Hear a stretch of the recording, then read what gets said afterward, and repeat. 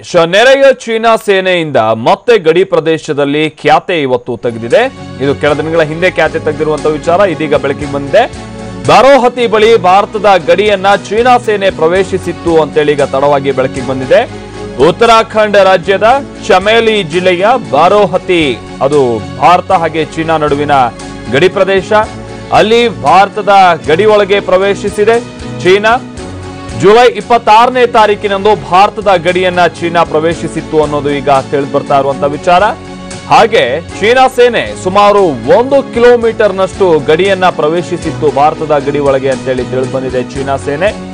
ಆ ನಂತರದಲ್ಲಿ ಯಾವಾಗ ಚೀನಾ ಸೇನೆ ಭಾರತದ ಗಡಿಯನ್ನ ಪ್ರವೇಶಿಸಿ ಒಳಗೆ ಬರ್ತಾ ಇದೆ ಅನ್ನುವಂತ ವಿಚಾರ ಗೊತ್ತಾಯ್ತು, ಭಾರತೀಯ ಸೇನೆಯಿಂದ ತೀವ್ರ ಪ್ರತಿರೋಧ ಕೂಡ ಸಂದರ್ಭದಲ್ಲಿ ಕಂಡು ಬಂದಿದೆ. ಈ ಹಿನ್ನೆಲೆಯಲ್ಲಿ ತನ್ನ ಸೇನೆಯನ್ನ ವಾಪಸ್ ಕರೆಸಿಕೊಂಡಿದೆ ಚೀನಾ ಅಂತೇಳಿ ತಿಳಿದು ಬಂದಿದೆ. 2 ಗಂಟೆಯ ಬಳಿಕ ಚೀನಾ ಸೇನೆಯನ್ನ ಭಾರತೀಯ ಸೇನೆ ಹಿಮ್ಮೆಟ್ಟಿಸಿತ್ತು ಅಂತೇಳಿ ತಿಳಿದು ಬಂದಿದೆ. ಡೋಕ್ಲಾಂ ಬಳಿಕ ಇದೀಗ ಚೀನಾ ಮತ್ತೆ ತನ್ನ ಪುಂಡಾಟವನ್ನ ಮೆರೆದಿದೆ ಚೀನಾ ಸೇನೆ. ಡೋಕ್ಲಾಂ ಪ್ರದೇಶದಲ್ಲೂ ಕೂಡ ಈ ಹಿಂದೆ ಚೀನಾ ಸೈನಿಕರು ಗಡಿ ಪ್ರವೇಶ ಮಾಡೋದಕ್ಕೆ ಬಂದು ಅನಂತರದಲ್ಲಿ ಅಲ್ಲಿ ಭಾರತೀಯ ಸೇನೆ ನಿಯೋಜಿಸ್ತಾ ಇದ್ದಂತೆ ಒಬ್ರಿಗೊಬ್ರು ಬಂದು ಗುದ್ದಾಡಿದಂಥದ್ದೆಲ್ಲವೂ ಕೂಡ ಕಂಡು ಬಂದಿತ್ತು.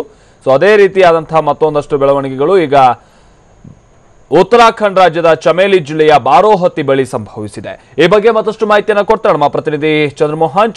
ಈಗ ಜುಲೈ 26ನೇ ತಾರೀಕಿನಂದು ಏನೇನಾಗಿದೆ ಚಂದ್ರಮೋಹನ್? ಚೀನಾ ಸೇನೆ ಯಾವ ರೀತಿಯಾಗಿ ಒಳನುಗ್ಗೋದಕ್ಕೆ ಯತ್ನಿಸಿದೆ, ಏನೇನಾಗಿದೆ ಆ ಸಂದರ್ಭದಲ್ಲಿ ಅಂತ? ಹೌದು ಮಲ್ತೇಶ್, ಈಗ ಒಂದ್ ಕಡೆಯಲ್ಲಿ ಸಿಕ್ಕಿಂನ ಡೋಕ್ಲಾ ಪ್ರದೇಶದಲ್ಲೂ ಕೂಡ ಇನ್ನು ಭಾರತ ಮತ್ತು ಚೀನಾದ ನಡುವೆ ಬಿಗುವಿನ ವಾತಾವರಣವೇ ಗಡಿನಲ್ಲಿ ಇದೆ.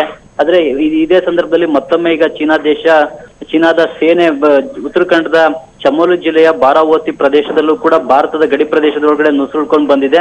ಇದನ್ನ ಭಾರತೀಯ ಸೈನಿಕರು ಕೂಡ ಗಮನಿಸಿ ಅವರನ್ನ ಹಿಮ್ಮೆಟ್ಟಿಸ್ತಕ್ಕಂತ ಪ್ರಯತ್ನವನ್ನ ಮಾಡಿದರೆ ಸುಮಾರು ಕೆಲವು ಹೊತ್ತುಗಳ ಕಾಲ ಭಾರತೀಯ ಸೇನೆ ಮತ್ತು ಚೀನಾದ ಪೀಪಲ್ಸ್ ಲಿಬರೇಷನ್ ಆರ್ಮಿಯ ನಡುವೆ ತಳ್ಳಾಟ ನೂಕಾಟ ನಡೆದಿದೆ. ಸುಮಾರು 1 ಕಿಲೋಮೀಟರ್ ಒಳಭಾಗದವರೆಗೂ ಕೂಡ ಚೀನಾದ ಸೈನಿಕರು ಬಂದಿದ್ರು ಅಂತೇಳಿ ಈಗ ಭಾರತೀಯ ಸೇನೆ ತಿಳಿಸಿದೆ. ಬಳಿಕ ಭಾರತೀಯ ಸೇನೆ ಪ್ರತಿರೋಧ ವ್ಯಕ್ತಪಡಿಸಿದ ಬಳಿಕ ಚೀನಾದ ಸೈನಿಕರು ಹಿಂದೆ ಸರಿದಿದ್ದಾರೆ. ಮುಖ್ಯವಾಗಿ ಗಡಿನಲ್ಲಿ ಪದೇ ಪದೇ ಭಾರತ ಮತ್ತು ಚೀನಾದ ನಡುವೆ ಈ ರೀತಿಯಾದಂತಹ ಪರಿಸ್ಥಿತಿ ಉದ್ಭವಿಸುತ್ತಲಿದೆ. ಆ ಸಂದರ್ಭದಲ್ಲಿ ಎಲ್ಲವೂ ಕೂಡ ಭಾರತೀಯ ಸೇನೆ ಚೀನಾದ ಸೈನಿಕರನ್ನ ಹಿಮ್ಮೆಟ್ಟಿಸ್ತಕ್ಕಂತ ಕೆಲಸವನ್ನ ಮಾಡಿದೆ. ಆದ್ರೂ ಕೂಡ ಚೀನಾ ಈ ಒಂದು ಭಾರತದ ಭೂಭಾಗದೊಳಗಡೆ ನುಗ್ಗಿ ಬರೋದನ್ನ ಮಾತ್ರ ನಿಲ್ಲಿಸ್ತಾ ಇಲ್ಲ.